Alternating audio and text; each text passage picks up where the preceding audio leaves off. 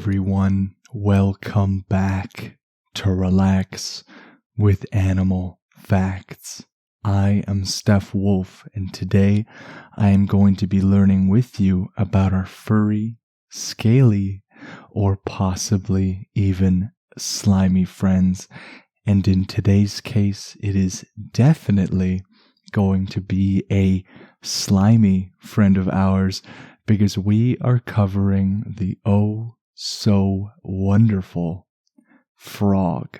This, of course, is a very special listener episode dedicated to Catherine, and Catherine is Joe's mom. So I hope you enjoy your episode, Catherine, and thank you so much for writing in to the show, Joe. This episode would not have been possible without your recommendation, and this show would not be possible without each and every one of you out there listening and keeping me such great company as we go into the different habitats and learn about all these different sorts of animals.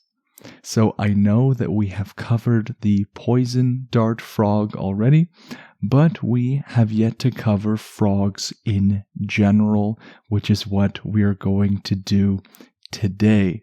So some episodes are more general, some are more specific, but regardless, the frog as a whole is something that is so interesting, as I learned when I was just doing some of the research.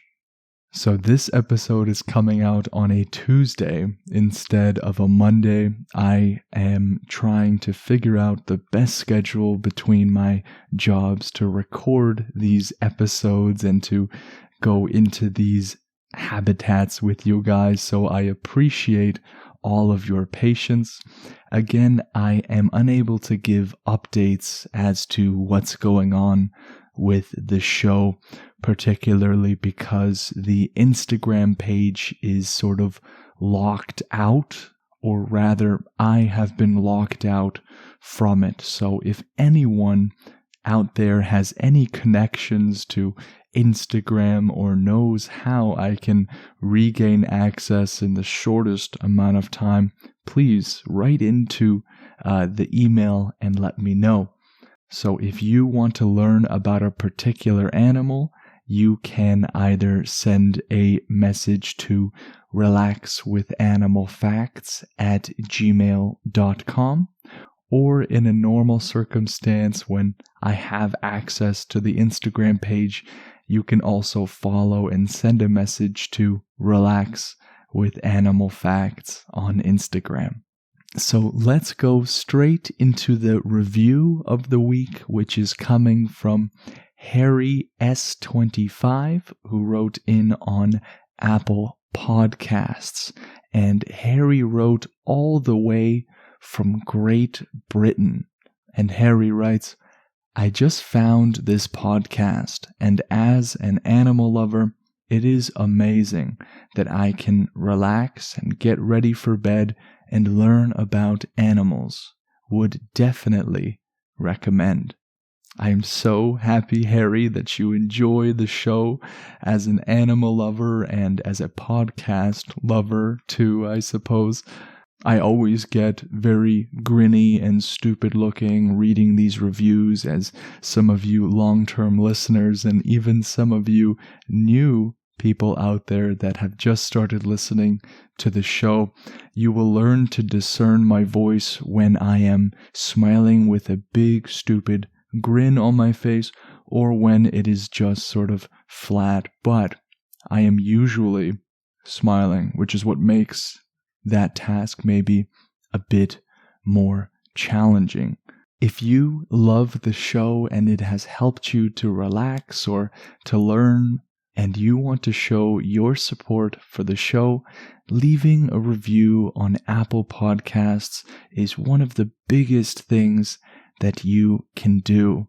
It is, of course, not necessary, and for those of you that don't listen on Apple Podcasts, say on Spotify or Stitcher or wherever you listen, you won't even have the ability to leave a review. But just the fact that you come every week to keep me such good company, no matter where you're listening, means all the world to me and to the show as well. So if you want to leave a review, I encourage you to do so.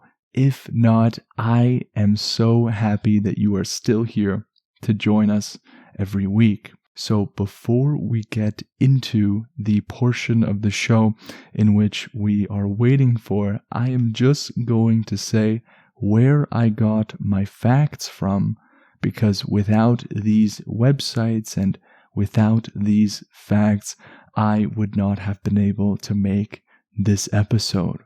So I got my facts from amnh.org and livescience.com. If you want to visit those resources, I am going to leave them in the show notes where you can click on them and sort of read on if you would like to learn more.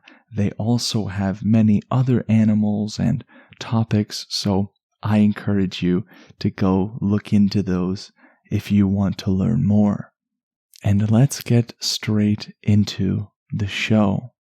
So now I want all of you to notice where you're carrying some of the tension in your body. It might be in your head, in your shoulders, or your neck, or your back, or even your legs. It really is different for everybody. Today, for me, it feels more like a sort of shoulder tense day, and some of the legs. I've been on my feet so much recently, so I've just been sort of getting used to that kind of work. But after you have noticed where you're carrying some of that tension, I want you to do your best. You don't have to force it or anything, but just do your best to try to relax those parts of your body which you feel are tense or you notice are tense as we go into the rainforests where the frog resides. So the first fact of the episode is going to explore sort of the broad term of frog. So what are frogs really? Frogs are amphibians that are known for their jumping abilities, croaking sounds, bulging eyes, and slimy skin. They live all over the world and are among the most diverse animals in the world, collecting more than 6,000 species of frogs.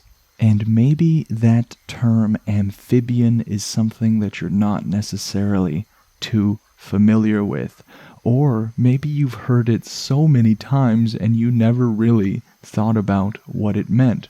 Well, according to Merriam-Webster Dictionary, an amphibian or amphibious organism is any of a class of cold-blooded vertebrates, intermediate in many characteristics between fish and reptiles, and having gilled aquatic larvae and air-breathing adults. So it's sort of this intermediary or middle stage between fish and reptiles, and that makes amphibians super cool, especially in their developmental processes. And frogs specifically substantially outnumber the other two groups of amphibians, which are salamanders and caecilians. According to the American Museum of Natural History, that's the AMNH website, as of late April of 2015, there are 6,482 species in the Anura order, which includes frogs and toads. And we'll get into the differences between those a little bit more into the show. While there are 691 species in the Caudata order, which includes salamanders and newts, which we've covered on the show, and 204 species in the Gymnophiona order, or Sicilians. If you're wondering what those are, Sicilians look like fairly large worms or slick snakes, according to the San Diego Zoo. They will have no arms or legs and live underground in a network of tunnels. So we see here that when frogs are crowned as being one of the most diverse animals in the world, it is something that is very reputable and is quite evident when you look at these numbers. Because as we see, after there being 6,482 species of frogs and toads, the next group of amphibian over only has 691 species. So we see here that is something that makes the frog very unique. And the world's largest frog is the Goliath Frog, which is a very apt name. And that frog lives in West Africa, and it can grow to be about 15 inches and weigh up to 7 pounds. So we are talking about a frog that can grow to be more than a foot long. Now, I'll tell you that if I woke up in the middle of the night and saw a over foot-long frog on my bed, I would spring up and just probably run to the next town over. It's sort of funny that even a frog which really doesn't get my nerves going too much, it doesn't matter which animal we talk about, when you imagine them to be very large, it really changes your perception of how you would react. I guess maybe not so much with dogs or puppies, because I don't think there would be any size of puppy that would really become scary to me, but a very huge frog might do the trick. And one of the smallest is the Cuban tree toad, which grows to half an inch long. So we have a frog that is more than a foot long and a toad that is about half an inch long. So we see just how large and diverse this range is. And while the lifespans of frogs in the wild are fairly unknown, frogs in captivity have been known to live more than 20 years of age. And given some of their relative sizes, this is a fairly long lifespan. And so toads. What really are toads? Toads are indeed frogs, and the word toad is usually used for frogs that have warty and dry skin, as well as those characteristic shorter hind legs. So when individuals say toads, they are frogs, but they do look different than your typical frog that might come to your mind. And let's talk about the physiology of the frog. And that word physiology, what does it really mean? Well, physiology, as coined in the 1560s, was described to be a study and description of natural objects, or like a kind of natural philosophy. And the word physiology can be broken up into its root words of physio and logi or logi, however you want to say that. And it comes from the Greek word physiologia, which means natural science or inquiry into nature. The word physios means nature, and the word logia means study. So it is sort of the study of nature or inquiry into nature. So whenever you hear words such as physiology and anatomy, sometimes it can be really helpful to know what its root words are and where they come from, because you see it in other things as well. As we know, physiology isn't the only ology out there. So knowing that logia means to study or study of, that can be quite helpful in determining what words mean. But with the frog's physiology, they have excellent night vision and are very sensitive to movement. The bulging eyes of most frogs will allow them to not only see to the front, but also to the sides and partially behind them. So while the frog doesn't have eyes at the back of its head, it can see a bit to the back of its head, and this is going to provide quite an advantage when it comes to survival and sustainability in the wild habitats which it resides in. And when a frog swallows food, it will pull its eyes down into the roof of its mouth in order to help push the food down its throat. So how would you like if your eyes would sort of be used as an auxiliary mover to get food down the throat? That seems very odd when you try to kind of impose a frog's physiology onto the human body. So I am very glad that the frog has this amazing quirk and we don't. And researchers say that frogs were the first land animals with vocal cords. Male frogs have vocal sacs, which are pouches of skin that fill with air, and these balloons resonate sounds like a megaphone, and some frog sounds can be heard from a mile away. So a frog doesn't necessarily have to scream at the top of its lungs, or rather its vocal sacs, for you to hear it. You will be able to hear its ribbits just fine. So while we like to walk and ride bikes and even drive cars now, frogs like to get around using their long legs, which will be used to propel themselves and leap more than 20 times their body length. When I think about frogs, their leaping ability certainly is something that comes to mind. And any of you that have children out there, or I'm sure as children, you have played leapfrog.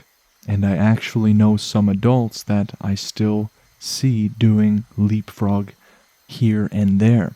So we can see that we have taken a mechanism from the frog and used it to sort of have fun and pretend that we're frogs as little kids, and as I said, some adults. So we have talked about a mechanism known as mimicry, or a mechanism in which animals will deceive outsiders by pretending to be something they're not. It can be a very powerful mechanism, but in the case of us as humans, I don't think pretending to leap over each other like frogs would provide much of a survival advantage, although it would be a fun way to go. But anyways, let's move on. The Costa Rican flying tree frog will soar from branch to branch with the help of its feet. The frogs have that characteristic webbing which will be in between their fingers and their toes, and it will be used to extend out and help the frog glide in the air, which is just so cool. And we talked just now about the mechanism of mimicry. One that is not too far from that is the mechanism of camouflage. And that is one I'm sure that is a bit more well known.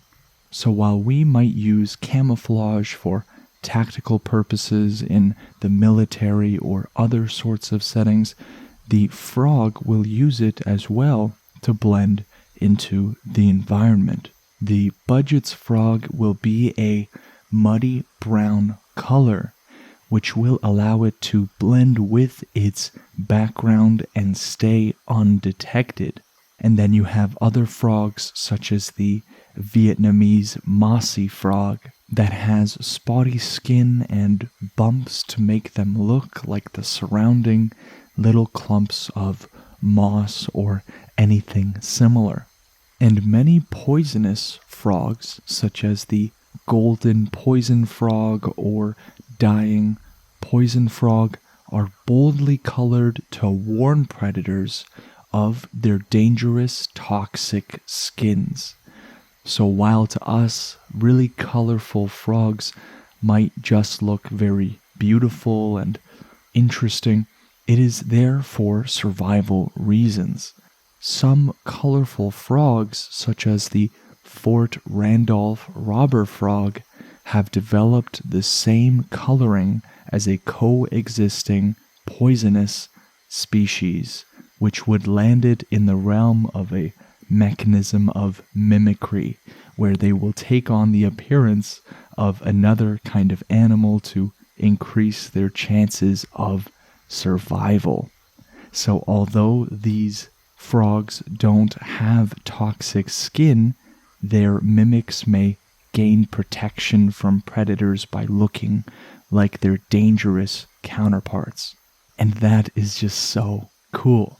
And like all amphibians, frogs are going to be cold-blooded.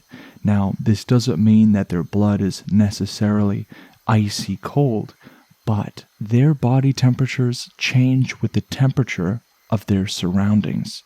So when temperatures drop, some frogs will dig burrows underground or in the mud at the bottom of ponds, and then they will hibernate in these burrows until springtime, completely still and scarcely breathing.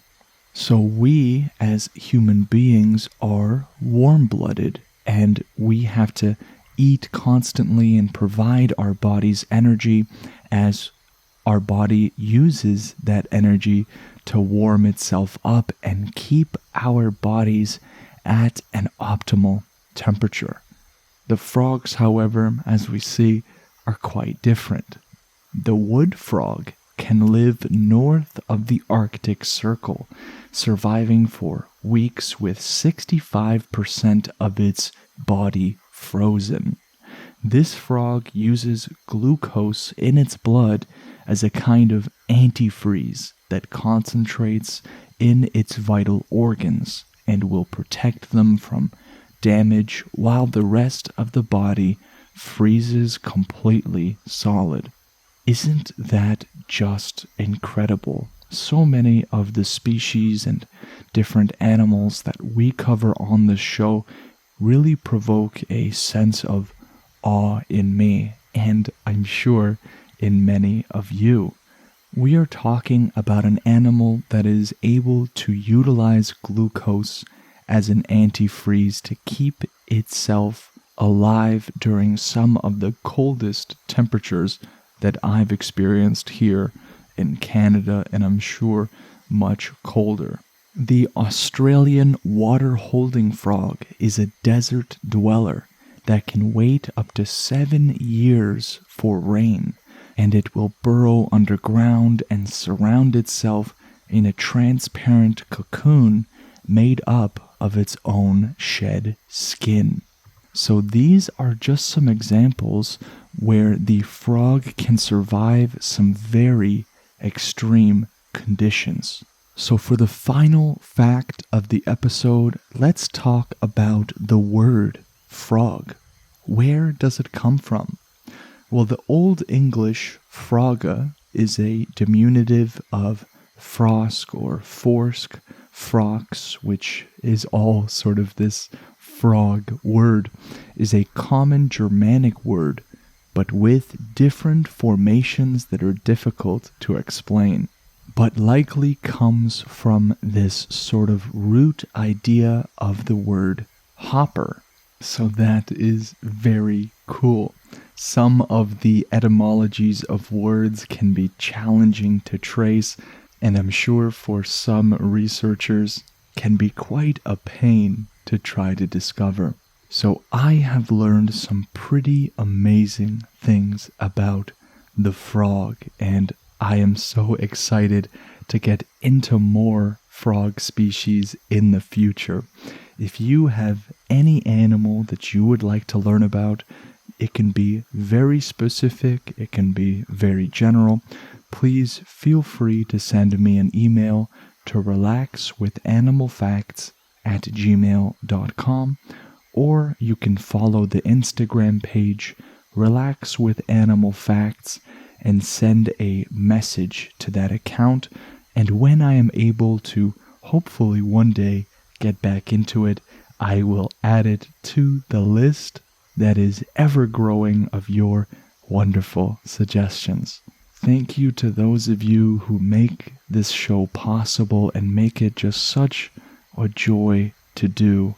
I get so many kind messages from you listeners out there that are so amazing and encouraging that I only hope I can sort of give back to you guys in some way through this show.